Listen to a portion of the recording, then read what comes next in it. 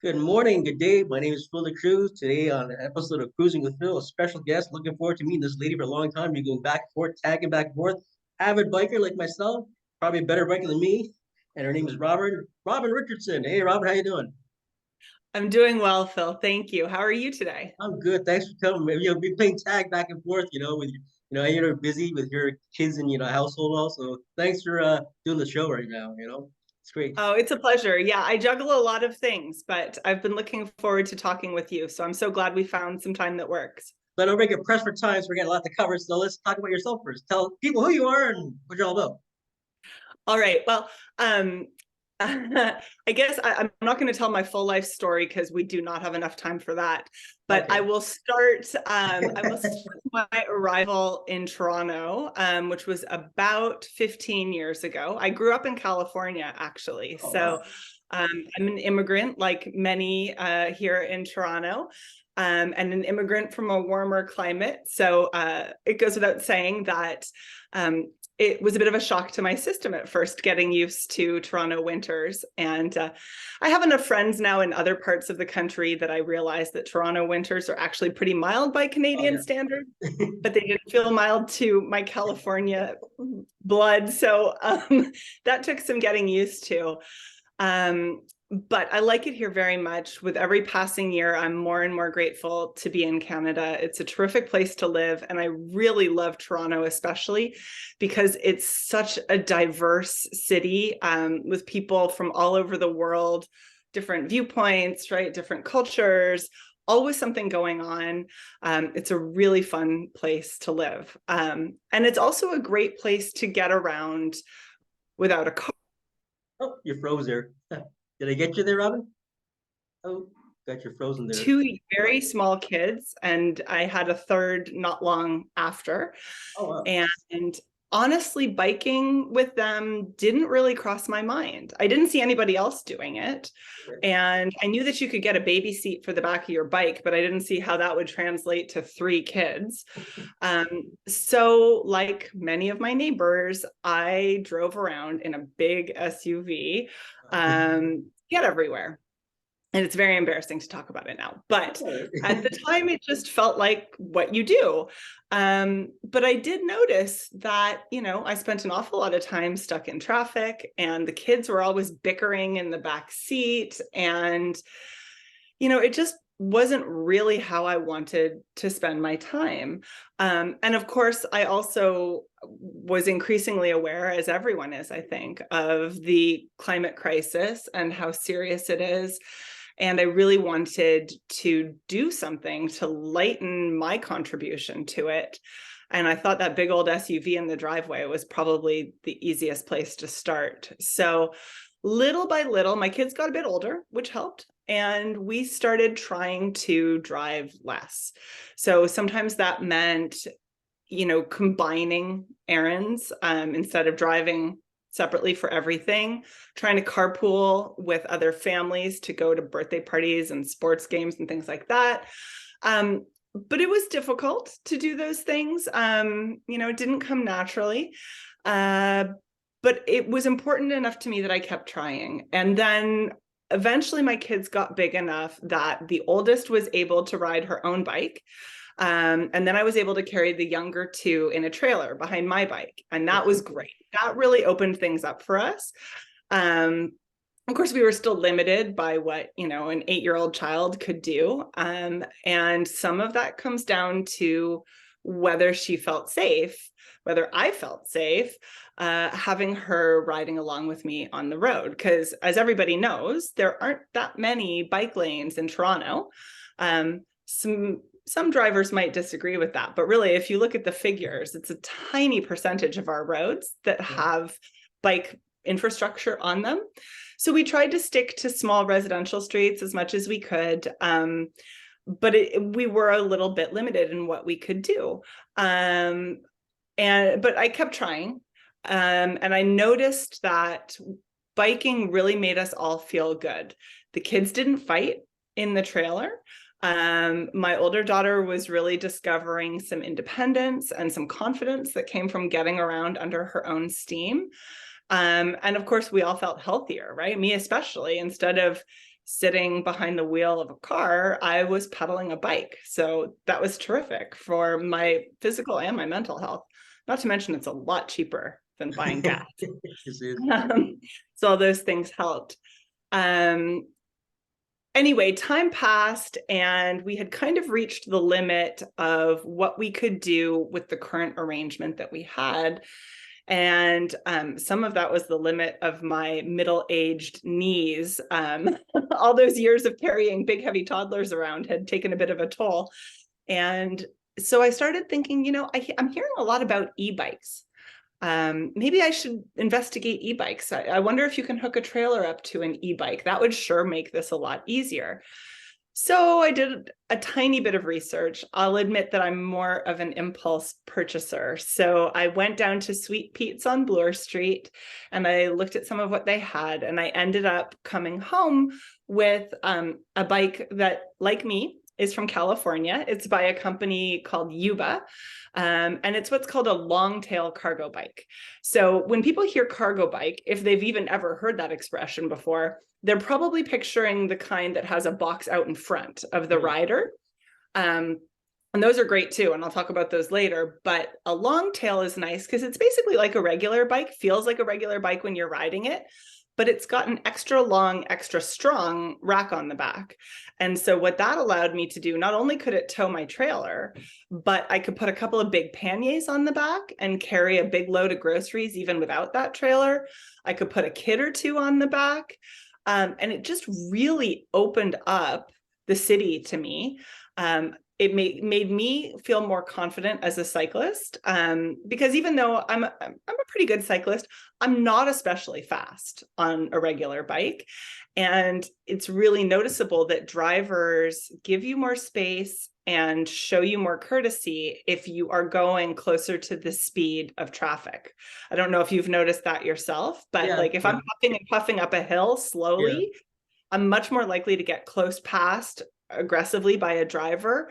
But if I'm cruising along at about the same speed as they are, they sort of almost see me as another car and give me some space. That's nice. Yeah, the other thing about an e-bike that I really like is that it takes away some of the obstacles that might make you decide on any given day, I don't think I'm going to bike today. It's too windy. It's too hot. Oh, yeah. I have to go somewhere with a big hill between here and there. You know, these are all reasons that in the past I had looked at the bike and looked at the car and gone for the car. You mentioned about the hills, like when you're in a car, like I did my second bike trip to Montreal last year during the election. And the first time, you know, I asked people, oh, there's a lot of hills up there. No, there's a lot of cars. Cars and bikes, when the hills come, oh my gosh, I wish I didn't have an e-bike back then. I wish I did sometimes, like going up those hills. Many times I walked up those hills, like, what am I doing? Like the wind and all. But, you know, like I said, the hills make a big difference, especially the e-bike. How long is the charge on the e-bike? How far can you go? Well, on the one I'm talking about right now, of course, it has different levels of assist, as most of them do.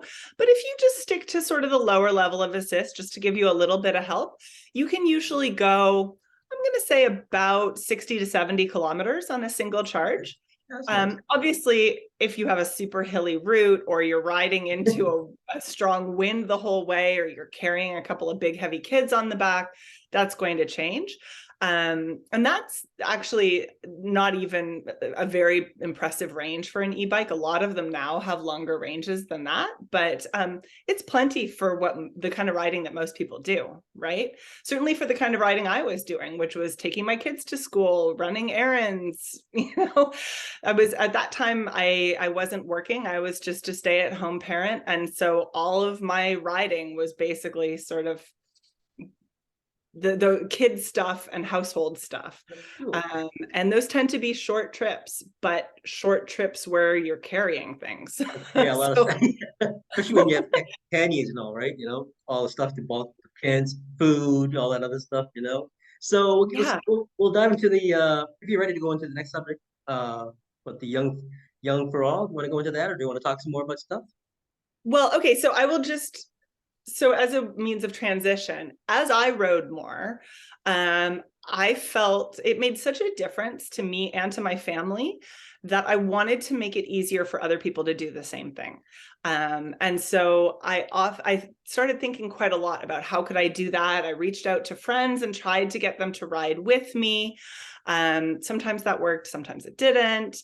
But what I did notice is I got lots of questions from people when they saw my long tail, because it does look a little bit different than a standard bike, and people would maybe have seen me going at a little bit of a faster clip.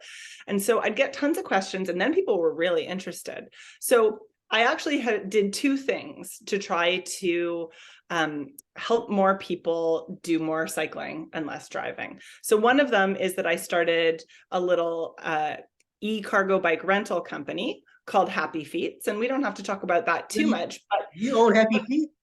You're the owner? Yeah, you didn't know that? I know the company. Yeah, all my biking buddies talk about it. You're the owner. That's amazing. I didn't know that. Wow, that's amazing. Yeah. Sorry, go Yeah. on. I'm impressed. I'm very impressed. So that's its whole own story. We could probably do an entire other podcast about that. But my goal there was to make it easier for people to really give it a good try, to see if cargo biking, e-cargo biking especially, was going to solve some of those challenges that I had faced myself.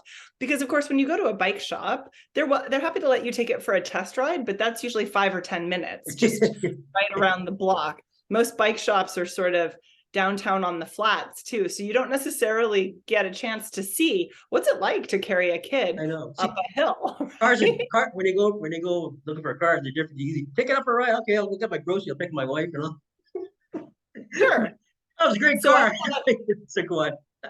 I thought I'd like to make it easier for people to try it out for a day or a week, or in some cases, people rent them even longer.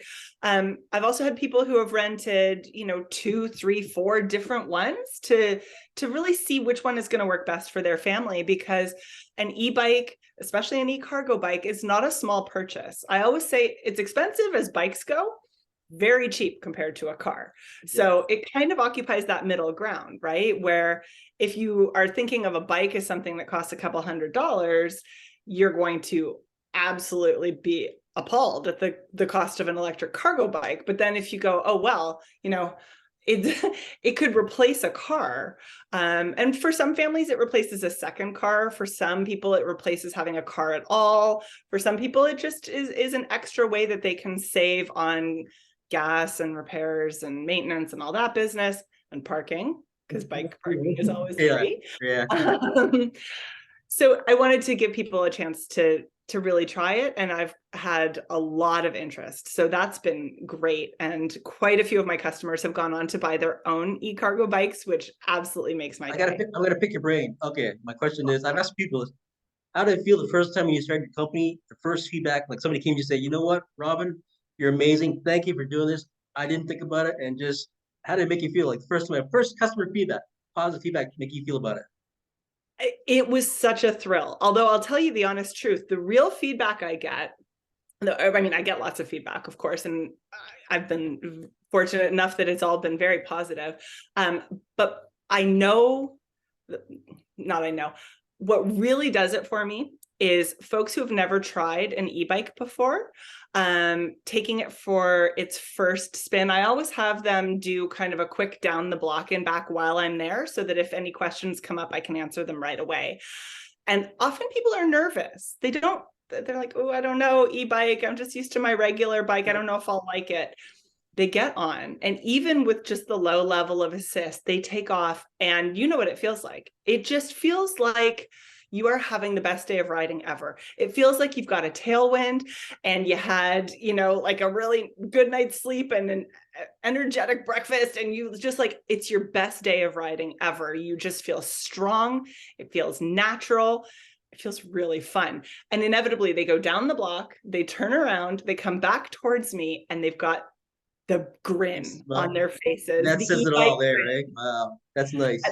That's my favorite part. I mean, of course, I love to hear at the end of the rental that they really enjoyed it, that their kids were begging to ride the bike, that, their dog liked going to the beach in it, all the different things that people do. That's really nice. But it's that e-bike smile that really keeps me going. So, like an instant camera going on when they come back. That. I should. Like you do in Wonderland and Disneyland. And that's your reaction coming back, and give it to them. They just remember that picture when they're having our day, how it felt that day, having that bike. Oh, Phil, that's a brilliant idea. I need to try to remember to do that. That's Oh very yeah, good. just getting Yeah. it off you. But yeah, just get that. You were in Wonderland and Disneyland, like they take your pictures going down the ride. Oh, That yeah. picture, Yeah. like that for the first bike ride on e-bike. Coming back and look on your face. Give it to them a copy. Okay. Say when you're having a hard day, remember how you looked that day. And they go like, Yeah. wow. Sorry, And go I on. won't even charge $24.99 for that picture the way they do at Wonderland. on a Polaroid with a distant color shot. That's so So funny. yeah, it was a little nerve-wracking starting a company. I've never done anything like that before. I've worked in the corporate world and I've done a ton of community volunteering. And of course, when I was younger, I did sort of, teenager, young adult jobs like working at coffee shops and things like that. This was totally new and different. I had no idea if it would work. But I thought, I really feel compelled to try to do something. I don't have it in me to run for office like some brave folks do. There are lots of ways I to was nuts to contribute. run for office. Are you kidding me? I was like, no, sorry, go on. Yeah. Listen, my utmost respect to anybody who serves their community in that way, even just by raising the issues and having the conversation and putting themselves out there. I don't think that's going to be my path. But this seemed like something I could do. I had a lot of passion for it. I had done a lot of research just because I was fascinated. And I thought nobody else is doing this, at least not in Toronto, not in all of Canada that I could find. So I thought, let's see. I think the market wants this. Let's see if I'm right. And I was greatly relieved and gratified to find that it did. But I did have a backup plan, which was worst case scenario, I could just sell the bikes. E-bikes and e-cargo bikes keep their value very well because people tend to hold on to them. Yeah. There are very few of them on the used market. So if you do want to sell one because your needs have changed or you're moving away or whatever your reasons are, you can typically recoup most of your investment. So I wasn't too scared about that, but I also didn't know. I didn't know if it would work, but it did. Yeah, that's great. I love it. You take it a chance. And I've had so much fun with it. So that's one prong of my sort of effort to make cycling easier and more appealing to people. But the really big important part is that people have to feel safe doing it. And this is the number one thing that I hear both from customers of Happy Fiets, but also from neighbors and friends and anybody else that I say, hey, have you ever thought about making that trip by bike instead of by car? Oh, I would love to, they say, but I just don't feel safe. Yeah. And honestly, I can relate to that, especially when I had kids, although you don't have to be a parent to feel this way. But, I don't know about you. In my young adult life, I felt very invincible. I wasn't, of course. I was just lucky.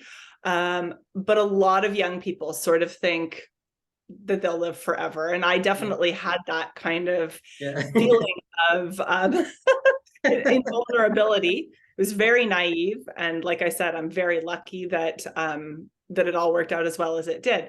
But as I got older, I became a little bit more aware of just how vulnerable my body was, and especially the bodies of my little children. Kids are wobbly. They get distracted. They see a cute puppy on the other side of the street and they maybe things like this, right?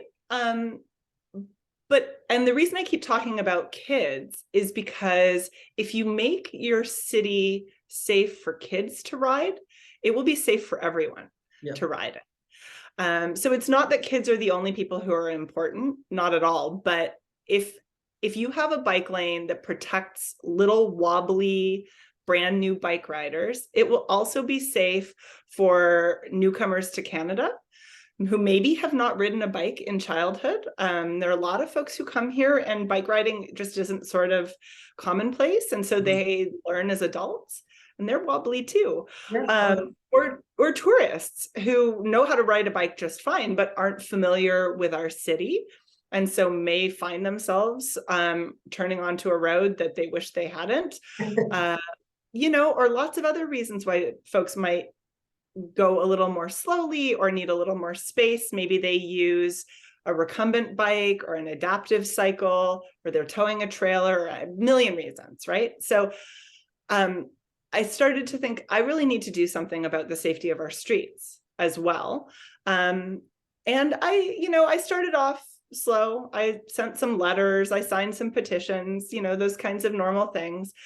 And then over the pandemic, the city did a lot of really cool things very quickly, right? They put into place the active TO program, which closed down big streets on weekends and such for people to ride. They also, quite a few streets at the beginning of the pandemic, they put in sort of a lot of traffic calming measures. So I'm thinking, for example, of Duplex from Eglinton to Lawrence. I forget what they called it. In other places, they would call that a slow street. I don't think that's what we called it here, but I can't recall. Anyway, it doesn't matter. Point is, they basically put in place some sawhorses and some big pylons and things and said, if you live on this block, you can drive to and from your house. Otherwise, don't drive through. And it became a very safe and fun place to ride a bike or walk with people of all ages, with dogs, you name it.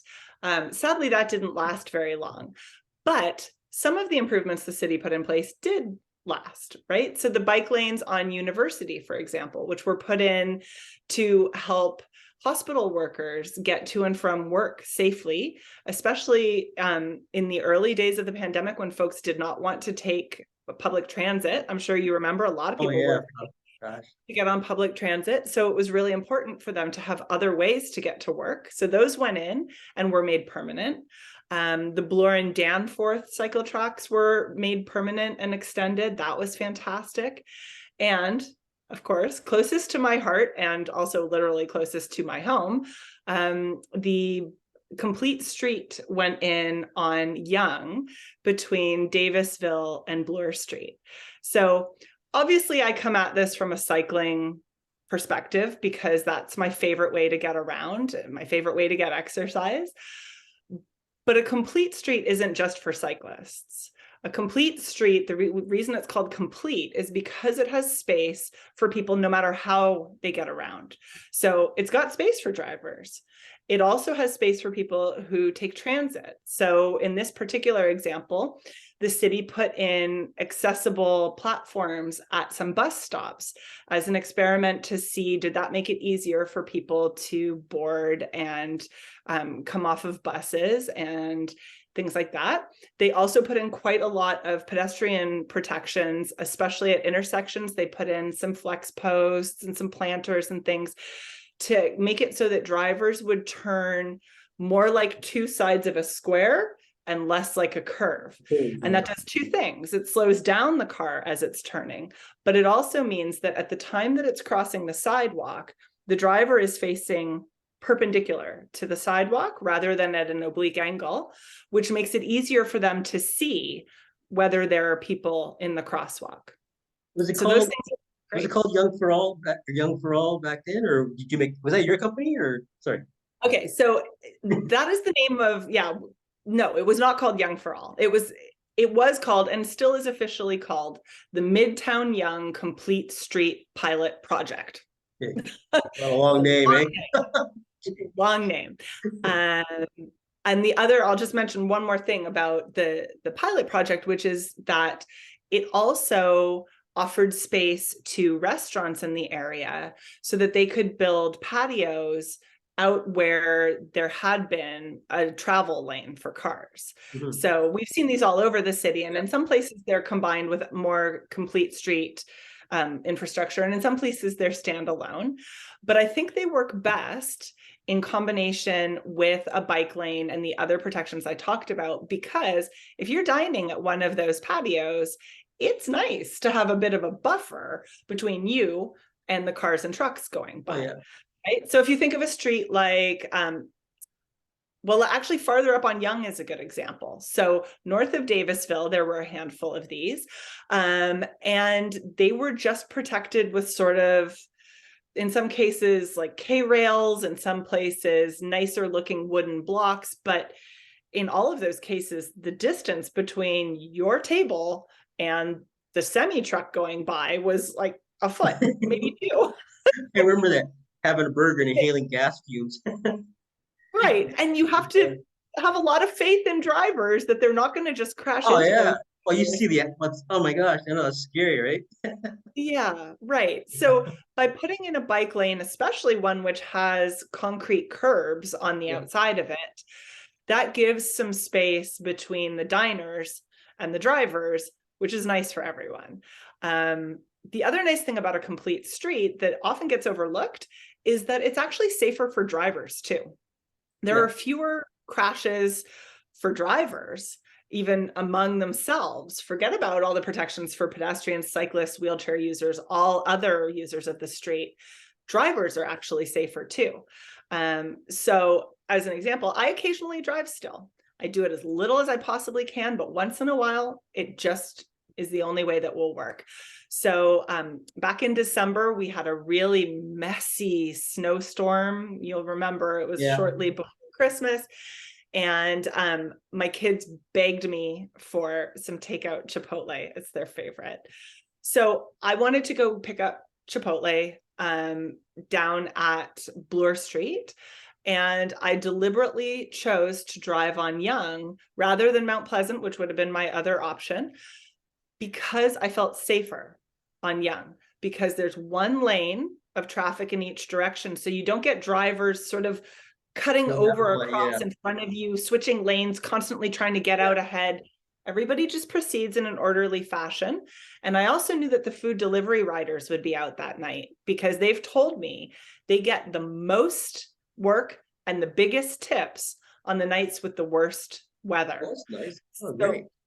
they actually look forward to storms, if you can believe it. Yeah, and those whew, they are intrepid. They ride in stuff that would give me pause. And I ride year long, but they are next level.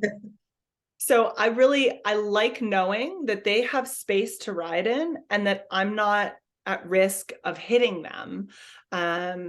That's really reassuring to me as a driver, because can you imagine, not only would it be so horrible to hurt someone else with your car, but it would be especially awful for a safe streets advocate to do it. It's so terrible. Oh my God. So it's better for drivers as well. And there's lots of research that shows that complete streets just are safer for everybody, no matter how they get around. So I started using it. I loved it. And then some friends of mine who I knew through cycling said, hey, did you hear that there's a group of residents who live near this that are trying to get it ripped out? I said, why would they want to get it ripped out? And they said, well, they just want all of the roadway for their cars. They don't want to have sorry, you got 10 minutes. I want to jump into that with you about this. Let's talk about that. Yeah. Are you pressed for time for another session or just this session? No, I'm good. I'm with you until 11:15. So I got about 10 minutes left to talk on this session. So let's jump into the Yonge4all. Right. So this is how Yonge4all got started. So your name's on the internet. Your name's on the I've read Blog TV. I'll jump right into it. I read the Blog TV, Blog TO about your interview there. You talk about the Summerhill Residents Association. So I'm just gonna jump on. Yeah, I'm just gonna. I have my. Not all of them. Yeah, I talked to Robert about the interview. He gave me a great idea of talking about the interview. So I did my investigation myself as an old military guy. I have guys that work in fire services, buddies that work in fire departments. One of the things they mentioned in the blog is they say that it slows down response time for fire engines and fire services. That is not true. I looked into it myself, right? And basically they said it doesn't make any difference. That actually quickens their time. And they said, basically, Phil, think about it. What's easier to move, people or a car during an emergency? And also they said, if these people can substantiate what they said, saying it's increasing time waiting for fire services, they say no fire service will write off or support that, because basically if we support that, what they're saying, it looks bad on us, saying we're not doing our job properly, right?